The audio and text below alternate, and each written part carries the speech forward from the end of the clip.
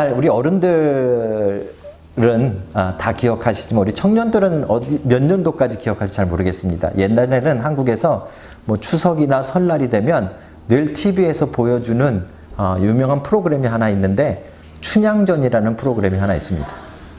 춘향전. 예. 벌써 우리 청년들은 고개를 절레절레 흔드는 사람이 있는데 저희는 그걸 매해마다 두세 번씩 보여주기 때문에 춘향전을 참 안 보고 싶어도 볼 수밖에 없는 시대를 살았습니다. 우리 저보다 더 어른들은 더 하시겠죠, 그죠?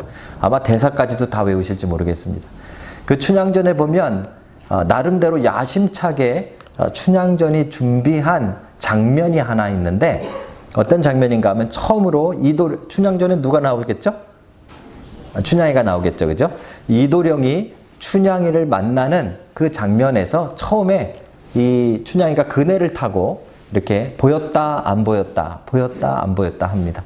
그리고 이도령이 멀리서 춘향이를 보고서 옆에 있는 이도령 옆에 누가 있죠? 김도령이 아니라 방자가 있습니다. 방자. 몸종이죠. 종이 한 사람이 있습니다. 그 방자에게 그 당시에는 양반이 직접 가서 말을 못하니까 이 다리를 놓아서 가서 이야기하도록 우리로 지금 말하면 번호를 따오도록 이 방자에게 시키기 위해서 너가 저기 있는 저 여인이 보이느냐라고 가르치는 장면이 나옵니다. 제 기억에는 아마 이 한복을 입고 갓을 쓰고 부채를 들었던 것 같아요. 맞는지 잘 모르겠습니다. 그래서 부채를 이렇게 가리키면서 저쪽에 있는 저 여인이 보이느냐 하는 그런 장면이 나옵니다.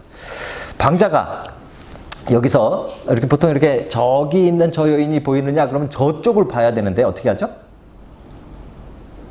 기억이 안 나시는군요. 우리 어른들도 수십 번을 보셨을 텐데 그 방자가 부채 끝을 쳐다봅니다.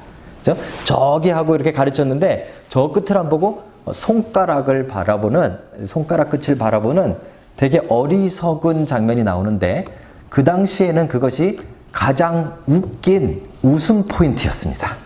그 부분에서 어른들이 빵빵 터졌죠. 그죠? 지금은 그렇게 하면 짜증을 냅니다. 그죠?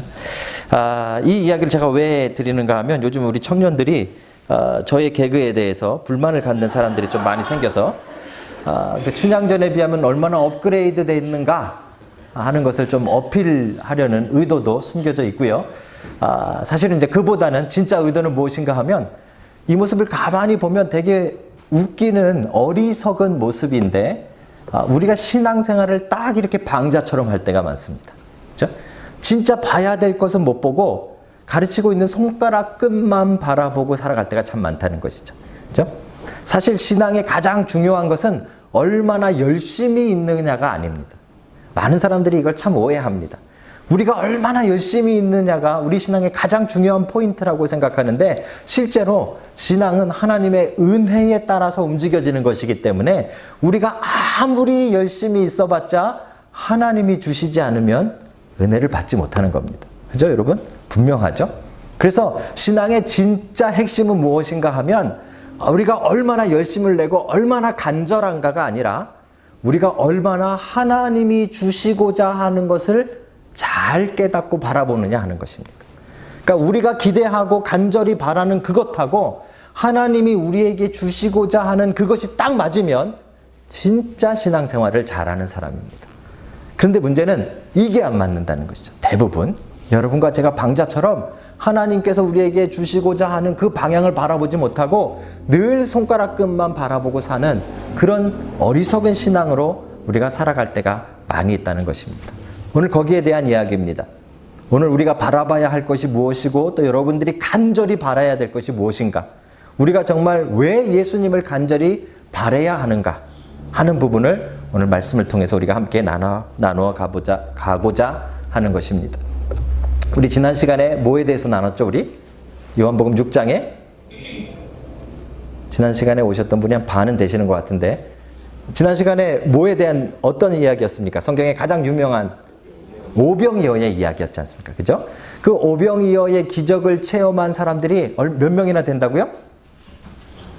남자만 5천 명이 넘었습니다. 이게 엄청난 일입니다. 그죠? 그 기적을 행한 다음에 이제 예수님께서 다시 그 장소를 떠나서 어디로 돌아가셨는가 하면 원래 본 고장인 가버나움으로 돌아가셨습니다. 거기는 마을이고 사람들이 많이 있는 곳이죠. 그죠?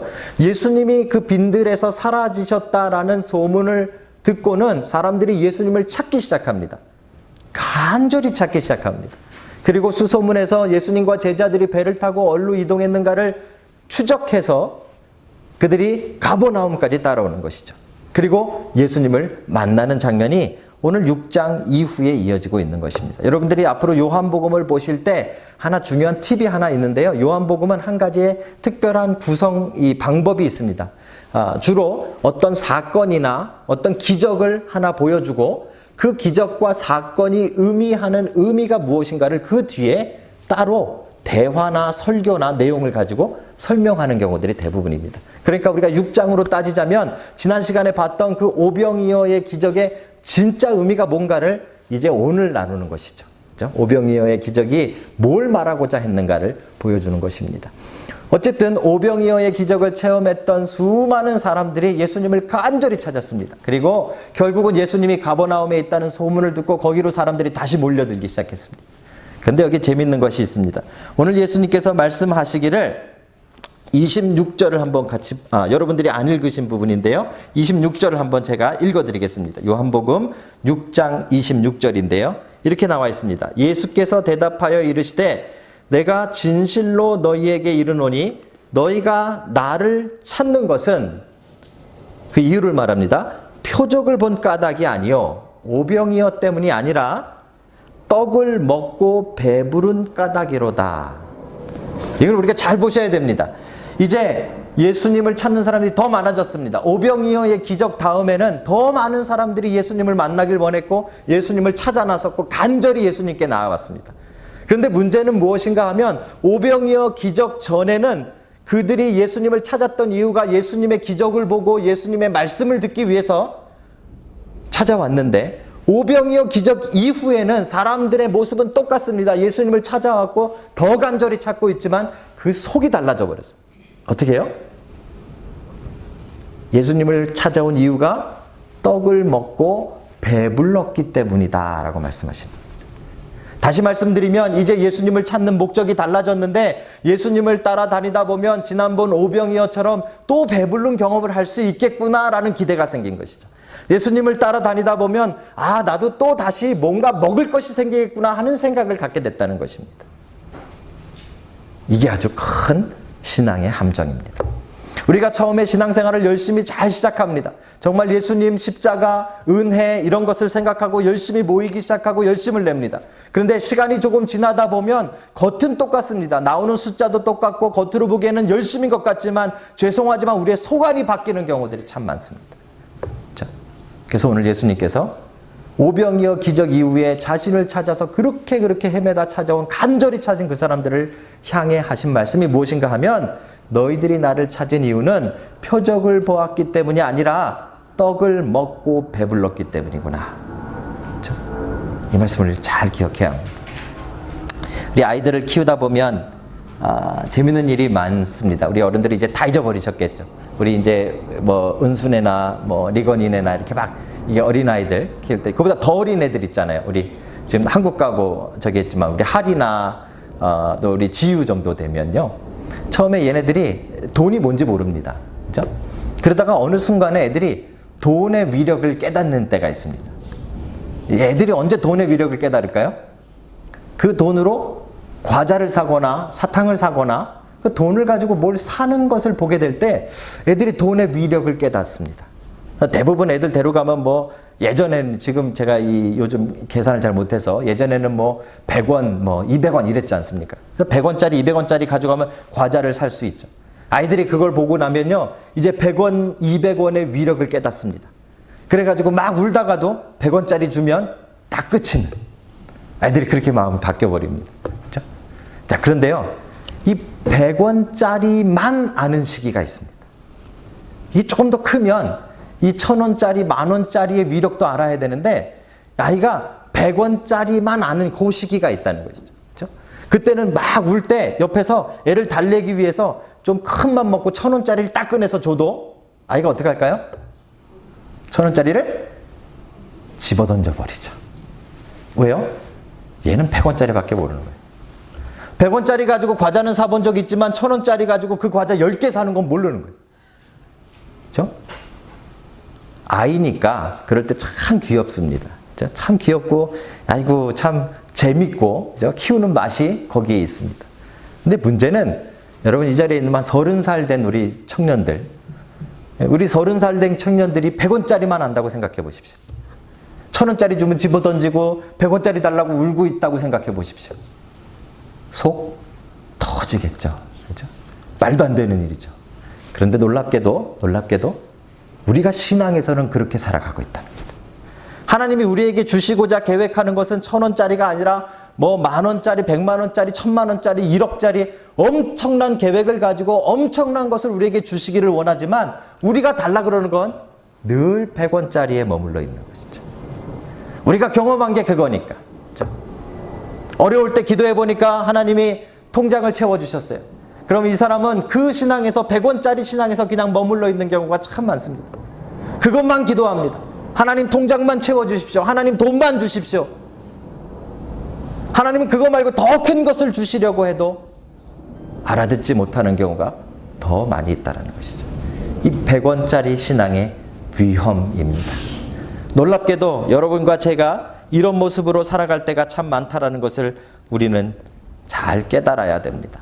하나님이 우리에게 주시고자 하는 것은 지금 당장 보기에는 그게 1,000원짜리가 100원짜리만 못해 보일지 모르지만 분명히 우리가 믿어야 될 것은 하나님이 우리에게 주시고자 하는 것은 내가 바라는 것보다 더 클까요? 안 클까요? 더 크다는 걸 우리 믿어야 되는 것이죠. 하나님이 우리에게 주시고자 계획한 것은 더 놀라운 일이라는 것을 믿는 것이 진짜 믿음이라는 말입니다.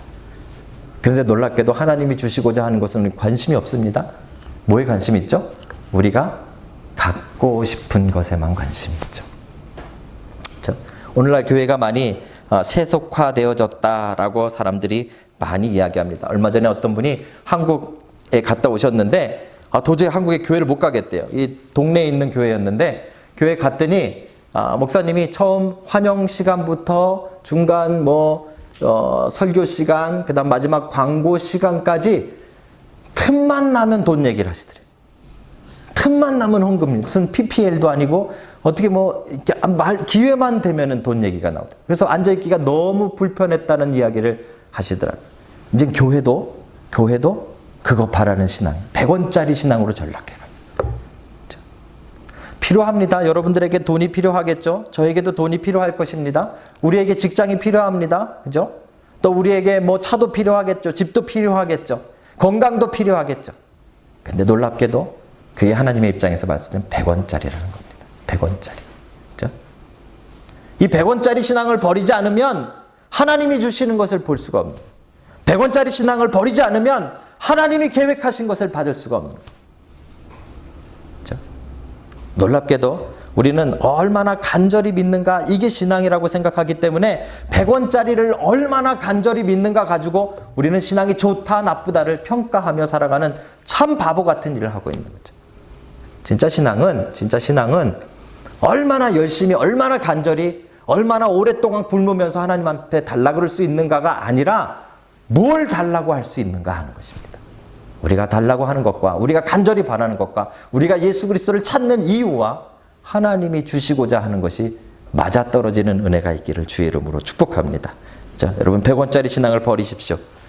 이제 여러분들이 하나님 앞에 기도하실 때 제일 먼저 해야 될 것, 기도의 맨 처음은 얼마나 열심히 할 것인가, 하루에 몇 번 할 것인가, 얼마나 굶으며 할 것인가, 이것이 중요한 것이 아니라 여러분들이 구하는 것이 얼마나 하나님이 주시고자 하는 것일까, 이것을 먼저 고민하셔야 됩니다. 그렇죠? 하나님이 주시고자 하는 것, 그것이 내가 바라는 것보다 더 큰 것임을 여러분 믿는 신앙 가운데 있으시길 주의 이름으로 축복합니다. 오병이어를 경험한 사람들이 100원짜리 신앙에 빠져버린 거예요. 그렇죠? 빈들에 나가서 아무것도 없는데 이 보리떡 5개와 물고기 2마리 가지고 5,000명이 먹은 거예요. 엄청난 경험을 한 거죠. 대단했습니다. 그렇죠? 그랬더니 이 경험 이후에 거기에 왔던 5,000명들의 대부분들은 이제 예수님을 찾는 이유가 바뀌어져 버린 거예요.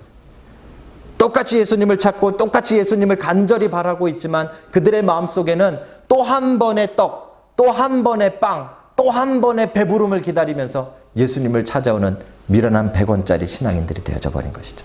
재밌는 건 뭔지 아십니까? 6장의 뒷부분에 가시면 이렇게 먹고 배불러서 찾아온 사람들의 대부분은 예수 그리스도를 떠났더라라고 이야기합니다. 자, 우리가 기대한 것과 하나님이 주시고자 하는 것이 달랐기 때문에 떠난 겁니다. 내 기대가 바뀌어야 되는데 그게 아니라 하나님이 주시고자 하는 것이 내 생각과 다르니까 우리는 아예 하나님조차 버려버리고 떠나는 것이죠. 여러분, 그러한 미련한 신앙이 되지 않으시기를 주님의 이름으로 축복합니다. 100원짜리 신앙을 버리십시오. 여러분이 간구하는 것 그 이상으로 하나님은 여러분들의 상황과 처지를 아시고 여러분들에게 주고자 하는 것은 여러분이 기대하는 것보다 더 크다는 사실을 믿으십시오. 그렇죠?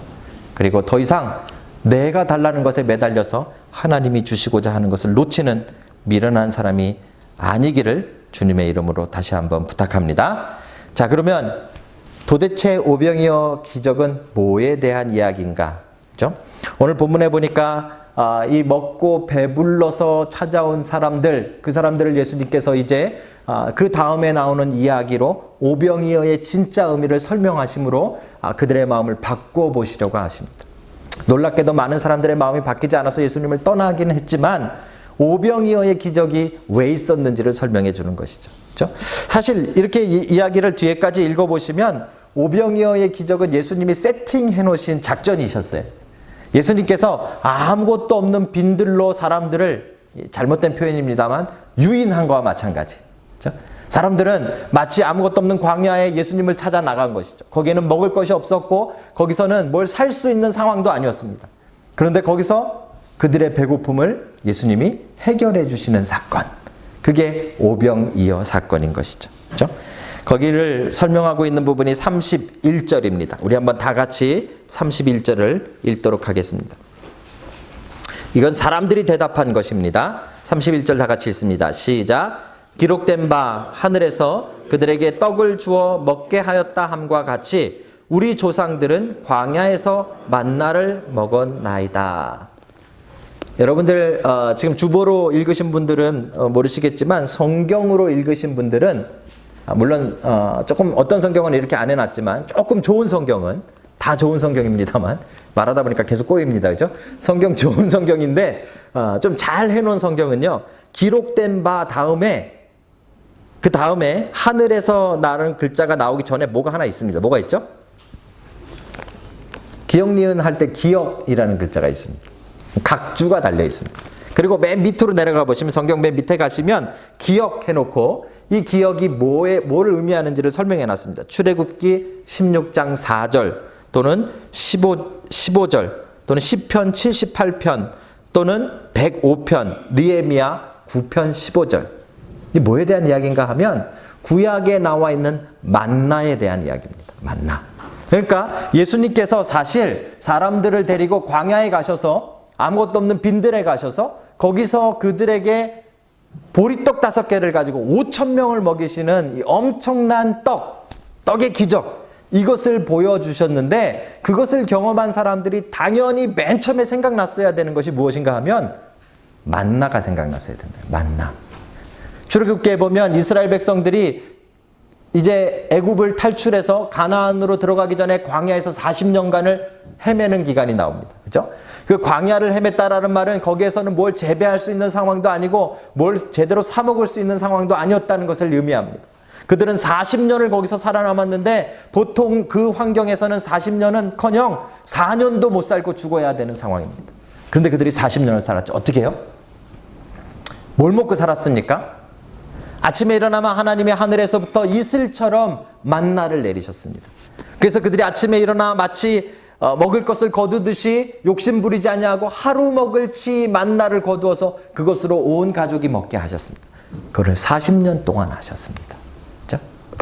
이 만나가 없었다면 그들은 광야에서 다 죽었을 것입니다. 그들을 광야에서 살려난 것은 하늘에서 내려온 떡이라고 하니까 여러분 이 쌀로 만든 그걸 생각하시면 안 되고요. 그죠? 음식을 이야기합니다. 빵에 더 가깝습니다. 그죠?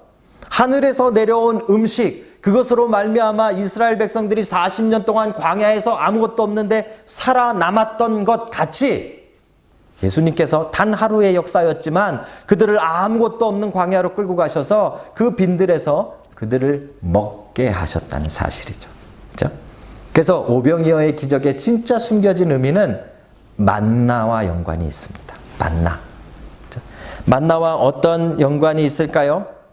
마치 육신의 배고픔을 만나를 먹으면서 해결받고 40년을 살았던 것처럼 이제 육신의 음식이 아닌 우리 영혼의 음식을 먹어야 될 때가 됐다는 것입니다.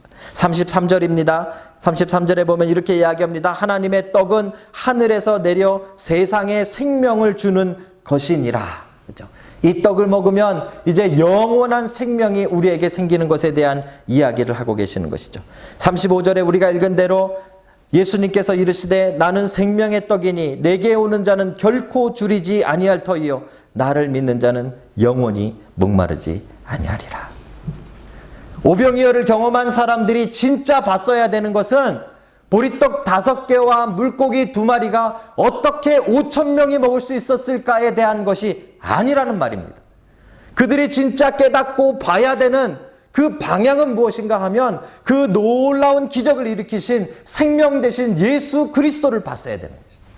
하늘에서 내려온 참떡, 하늘에서 내려온 생명의 떡이신 예수님을 봤어야 되는데 그들은 마치 방자가 부채끝만 바라보듯이 물고기 2마리, 보리떡 5개만 바라보고 계속해서 예수님한테도 그것만 기대하고 그것만 간절히 바라서 예수님이 어디로 가든 졸졸졸졸 쫓아다니면서 먹을 거 얻을 수 없을까? 뭐 좀 얻어먹을까? 100원짜리 신앙으로 살아가고 있었다는 겁니다. 근데 오늘 예수님께서 그것을 그 자리에서 끊으십니다. 오병이어는 그것에 대한 것이 아니라 하늘에서 내리는 생명의 떡에 대한 부분입니다. 그렇죠? 내가 바로 생명의 떡이니 나를 먹는 자는 영원히 줄이지 아니하고. 그렇죠? 사랑하는 성도 여러분, 우리는 100원짜리 신앙에 빠져서 진짜 봐야 될 것을 보지 못하는. 그렇죠? 100원짜리 신앙은요, 계속 배고픈 거예요. 100원으로 과자 하나 사 먹으면 한 시간도 안 돼서 그냥 또 먹어야 되는 상황이 되는 것이죠. 그런데 우리가 진짜 생명의 떡인 예수 그리스도를 먹으면, 예수 그리스도를 맛보면, 예수 그리스도를 제대로 맛보면 배고프지 않은 거예요. 여러분. 갈증이 나지 않는 거예요. 여러분 영혼에 부족함이 없는 거예요. 만족과 기쁨이 있는 거예요. 여러분 이 경험을 하고 계십니까? 만약에 그렇지 않다면 여러분과 저도 오늘 오병이어를 체험하고 100원짜리 신앙에서 허덕이는 그 어리석은 신앙으로 지금 살아가고 있는지 모릅니다. 만약에 정말 여러분들이 참 생명의 떡인 예수 그리스도를 발견했다면 우리의 삶에는 굶주림이 없어야 됩니다. 우리의 삶에는 갈증이 없어야 됩니다. 그렇죠? 여러분 삶에 이 생명의 떡을 만나는 여러분 되시기를 주님의 이름으로 축복합니다. 제가 가끔 로또 얘기할 때 자꾸 반복해서 말씀드려서 아마 우리 어른들은 초창기부터 오셨던 분들은 한 2번 정도 들으신 얘기일 텐데요.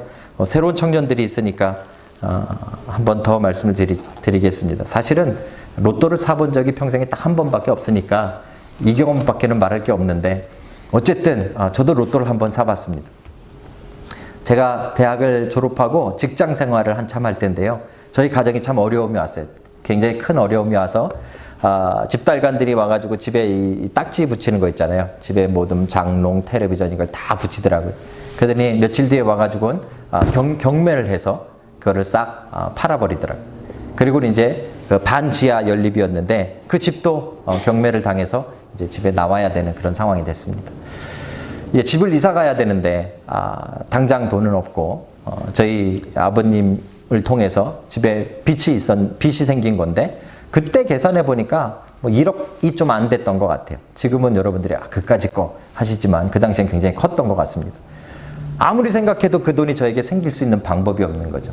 그렇죠? 그래서 회사에서 끝나고 이제 막 회사 들어가서 열심히 막 일하기 시작한 지 얼마 안 됐을 때입니다. 그때 초봉이 68만 원이었어요. 예. 그러니까 뭐 68만 원 가지고 1억 만든다는 건 말이 안 되는 일이잖아요. 오병이어 기적이 또 아니고, 그죠? 그래서 이제 고민을 하면서 퇴근해서 일부러 제가 타야 되는 버스 정류장이 아닌 몇 정거장을 걸어서 버스 정류장 앞에 다른 좀 낯선 버스 정류장 앞에 섰습니다. 그리고 속으로 한참 기도를 하고 있었습니다. 하나님, 이 문제를 좀 해결해 주십시오. 저희 집에 돈이 필요합니다. 저희 집에 돈이 필요합니다. 그리고 뒤를 돌아봤는데, 여러분, 한국에는 이 버스 정류장 가면 뭐가 있죠? 항상 이 옛날 담배 파시는 요만한 거기에 보면 로또를 파시는 거예요. 로또를. 그걸 보는 순간에 하나님이 혹시 이 로또를 맞게 해주시지 않을까? 제가 기도를 했게요, 안 했게요? 했습니다. 근데 제 마음에 확신이 왔어요. 사면 될 것 같다는 확신이. 그래서 샀습니다. 그 당시에 뭘 어떻게 사야 될지 몰라가지고 이렇게 동전으로 긁으면 되는 게 있다 하더라고요. 긁어서 몇 개가 나오면 1억 당첨되는 게 있다 그래서 그걸 하나 샀어요. 그때 아마 500원인가 그랬던 것 같아요. 그래서 그걸 하나 딱 사가지고 이거를 길거리에 서서 이렇게 긁기가 좀 민망하더라고요. 모르겠습니다. 왜 그랬는지. 자신 있게 긁어도 될 걸. 그래서 공중전화 박스로 들어갔습니다. 전화도 안 걸면서 공중전화 박스에 가서 다시 로또를 놓고 하나님 앞에 기도했습니다. 하나님, 이겁니까? 열심히 기도했습니다. 진짜 열심히. 그리고 긁기 시작했습니다. 당첨이 된 거예요. 500원짜리. 그러니까요, 마음이 더 막 흥분되는 거예요. 이게 안 될 거면 한 번에 안 되게 해주셨을 텐데, 이 500원짜리는 돈으로도 안 거실러주고 티켓 하나를 새로 준다 그러더라고요. 그러니 얼마나 이 마음이 뜨겁겠습니까? 이거는 진짜 하나님이 나를 테스트해 보시는 건가 보다. 난 끝까지 믿음을 가져야겠다. 그래서 가서 다시 새 걸로 받아서 다시 들어가서 다시 놓고 다시 기도하고 다시 긁었습니다. 놀랍게도 아시죠? 결과는 꽝이 나왔습니다. 한참 고민을 해봤습니다. 하나님이 왜 이렇게 간단하고 이렇게 확실한 방법으로 날 도와주시지 않을까? 여러분 그렇게 생각해 보신 적 없어요? 우리가 때로는 뭔가를 원하고 하나님 앞에 기도하고 하나님 앞에 바랄 때 우리는 그 방법과 내용까지 다 정해놓고 기도합니다. 하나님 이번에 로또를 통해서 뭐 금액까지 1억을 주십시오. 세금 떼면 뭐 얼마. 나름대로 우리는 그것까지 다 결정해놓고 하나님한테 달라고 기도하죠. 그죠? 근데 지금 생각해 봤을 때요. 그때 만약에 1억이 맞았다면 우리 집은 빚을 갚았겠지만 저는 목사가 안 됐을 가능성이 99.99999%인 것 같아요. 그렇죠? 어떻게 보면 하나님의 계획은 따로 있었던 것이죠. 그런데 그때 제가 바랬던 것은 하나님의 계획이 아니라 내가 바라는 것이었습니다. 이걸 저는 100원짜리 신앙이라고 이야기하는 겁니다. 사랑하는 성도 여러분, 여러분들이 하나님 앞에 간절히 기도하셔야 합니다. 여러분들의 필요를 그 어떤 것이든 하나님 앞에 구하십시오. 하지만 동시에 여러분들이 성숙한다라는 말은 동시에 여러분들이 꼭 기억하셔야 될 것이 있습니다. 하나님의 응답 가운데 가장 많은 것이 뭔지 아십니까? 노라는 응답입니다. 노. 하나님의 방법이 아니니까 노. 하나님의 계획이 아니니까 노. 하나님이 주시고자 하는 것이 아니니까 노라고 하나님이 말씀하신다는 것이죠.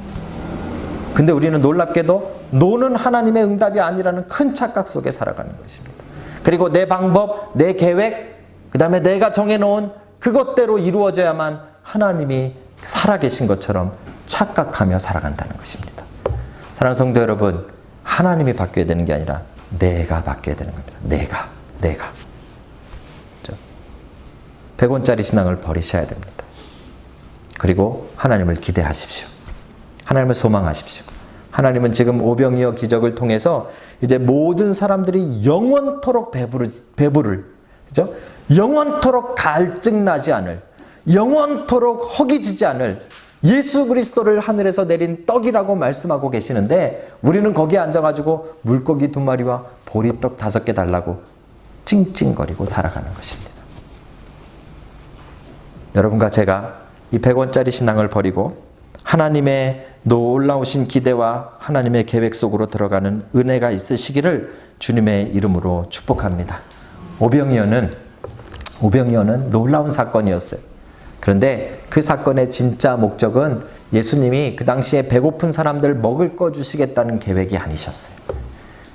그죠? 오병이어의 진짜 의미는 예수 그리스도 자체가 우리의 영원한 생명의 떡이라는 사실을 보여주시기 위한 기적이었던 것이죠. 그것을 깨닫는 자들이 영생을 얻은 것입니다. 그것을 받아들이지 못하고 떠나갔던 그 수많은 5천 명 가운데 대부분의 사람들은 다시는 영원한 생명을 맛보지 못하게 된 것입니다. 여러분들은 무엇을 기대하십니까? 여러분들은 왜 예수님을 찾아오셨습니까? 오늘 여러분들이 이 자리에 왜 오셨습니까? 그러면 뭘 기대하고 오셨습니까?